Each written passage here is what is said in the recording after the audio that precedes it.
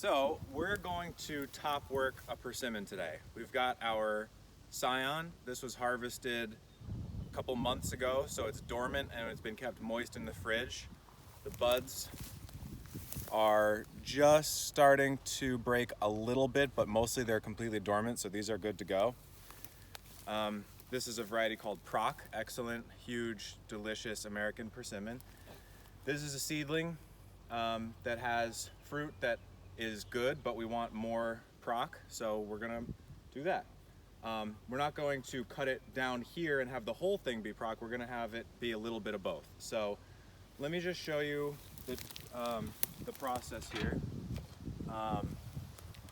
First, very careful because I've got a baby right here and we've got some sharp tools and she can make erratic movements. So I do one cut halfway through, the other cut, okay, that's a little crazy. The other cut like that.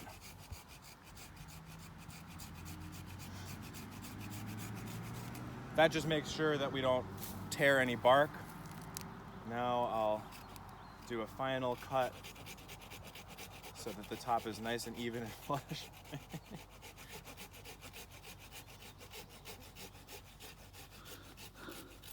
Perfect. All right, so we're gonna leave all these other branches because in the event that these grafts don't take, we want the tree to grow and not be super damaged. Now, one of the keys here is this is called bark grafting, so bark inlay grafting.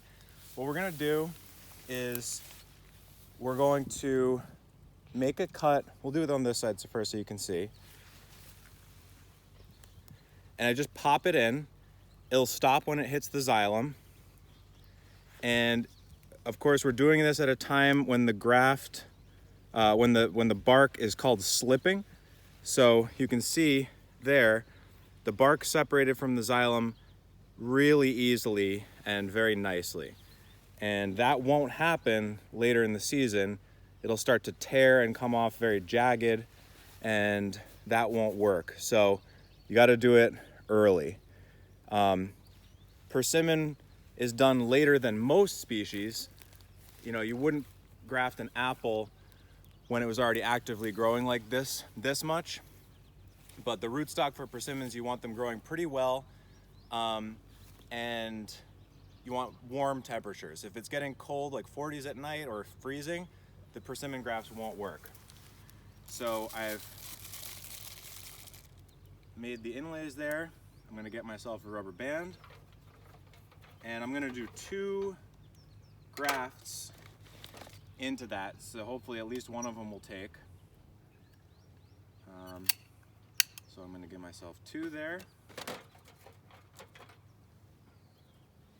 I'm gonna cut a 1 sloping angle. Normally I have this a little closer to my body, but for obvious reasons, that's not happening right now. So it's a little bit jagged. It just got 1 long sloping angle, and we're gonna just put that right into the bark like that. Second one.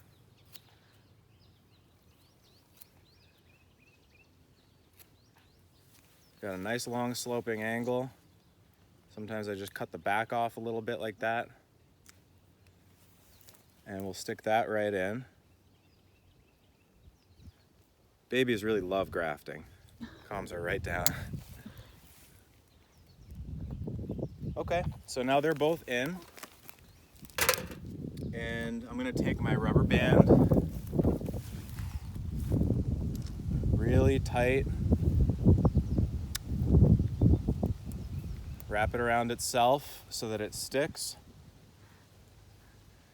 And this rubber band is not 100% necessary, but I really like it because it prevents the grafts from getting knocked out if a bird comes and lands on them, or if there's super strong wind and jostles something. A little hard to do when we've got a lot of things in our hand. That happens.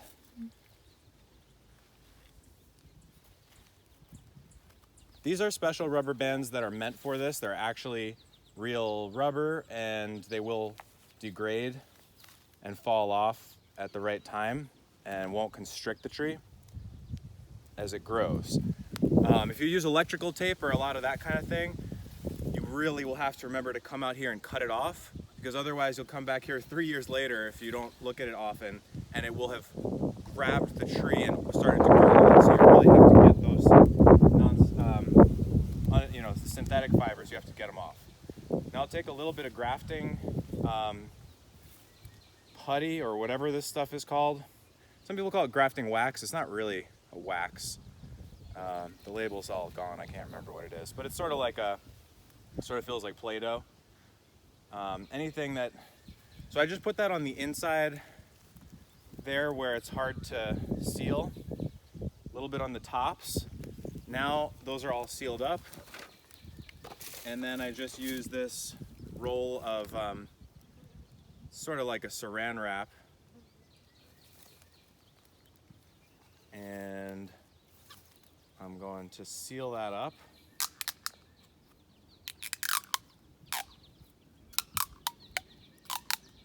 And what's really important is that you seal over the top. This part's sort of the hard part to learn how to do, I think, because you need to not, now that the grafts themselves are in the right spots, you don't want to move them. So if I were to hit those as I do this, it could mess up how they're set in against the bark.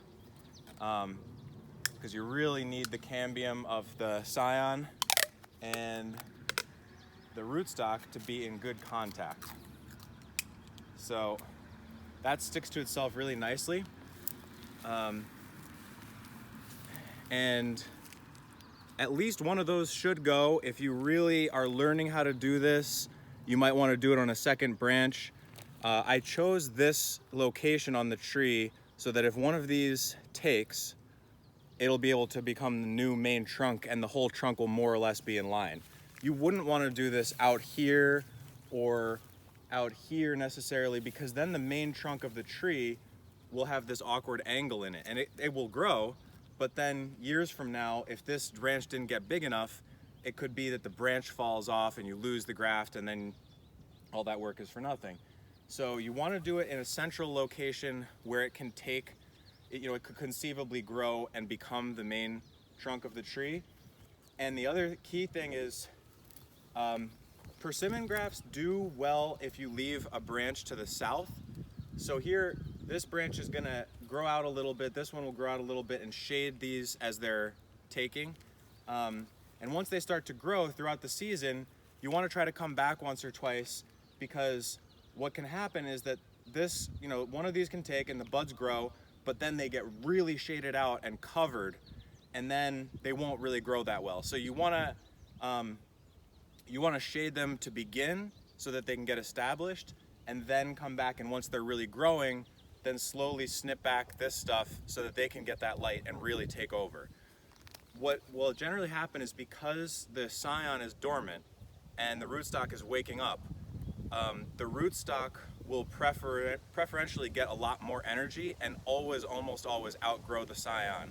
So you have to come back and manage it so that you give preferential treatment to the scion and really get it up. So with her help, we actually did almost all the male trees today left that are exclusively male, grafted them over to a nice female. We'll leave some male branches so we get a good amount of pollen and have the diversity, but we'll get a lot more fruit out of the orchard now. So that is bark grafting, and this is used for many different species, but persimmon is one of the later ones. Most of the other grafting would have been done late winter. So the only other time in the year that you get to do this is late summer, when you can do chip budding, which we will cover probably sometime in August.